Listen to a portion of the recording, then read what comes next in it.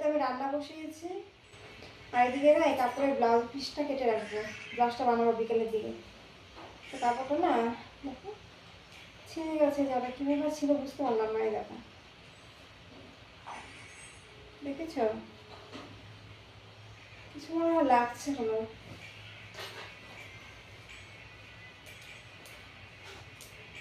আজকে আমি রান্না করব পটল আলু দিয়ে দোরমা, মানে পটলের দোরমা রান্না করব।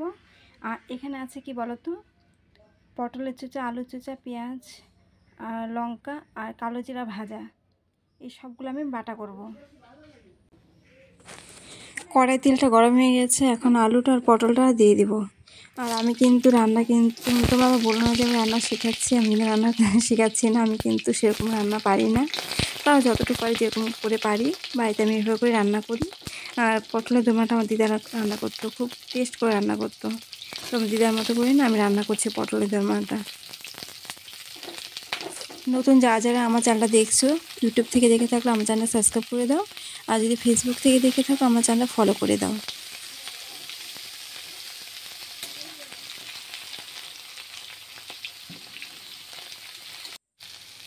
এই যে ভাজা করছি, ভাজা হয়ে গেছে, এখন এটা নামিয়ে ফেলবো। তুমি এক পাশ করে করে আর কি ভাজা করছি।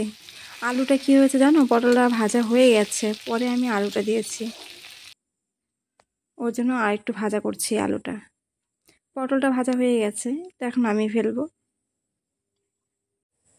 আর ভিডিওটা কিন্তু আমি খুব শর্ট করে বানাচ্ছি, খুব ছোট ব্লগ। প্লিজ তোমরা হাতে 5 মিনিট টাইম নিয়ে আমার ভিডিওটা দেখো। মশলাটা আমি রেডি করে রেখেছি। আর মশলা এখানে কী কী মশলা আছে জানো, আমি সাদা জিরা দিয়েছি ফোড়নে, আর 2টো শুকনো লঙ্কা, 2টো তেজপাতা দিয়েছি। আর মশলা আছে এখানে জিরের গুঁড়া, হলুদের গুঁড়া, শুকনো লঙ্কার গুঁড়া আর আদা বাটা। তো এই যে মশলাটা ভাজা ভাজা করছি, ভাজা ভাজা হয়ে গেলে পরে জল দিয়ে দিব। বেশি জল দেবো না, আইডিয়া করে অল্প জল দিয়ে দেবো।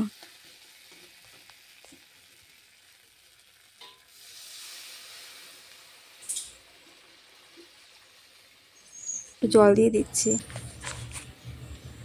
তো এখন এই যে তরকারিটা জাল হয়ে গেছে, এখন আমি একটা একটা করে পটলটা দিয়ে দিব আর আলুটা দিয়ে দিব।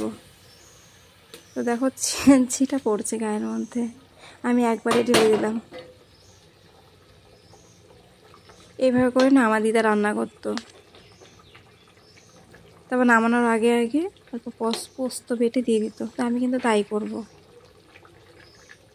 পোস্ত দিয়ে দিব। বাবা কি গরম! কয়টা না সোজা করে বসাই নেই জানো, মানে বসিয়েছে ঠিকই, সেরকম সোজা হয়নি, তার জন্য একটু সোজা করে দিলাম। হাতের মধ্যে একটু গরমও লাগলো। তো রান্না কিন্তু আমার প্রায় শেষ হয়ে গেছে, নামিয়ে ফেলছি। এই যে দেখো পটল দোরমা হয়ে গেছে, এভাবে করে কিন্তু আমার দিদা রান্না করতো। আর তেজপাতা দেখো কোথায়। আর এই যে এটা হচ্ছে পটল আলু চোচা।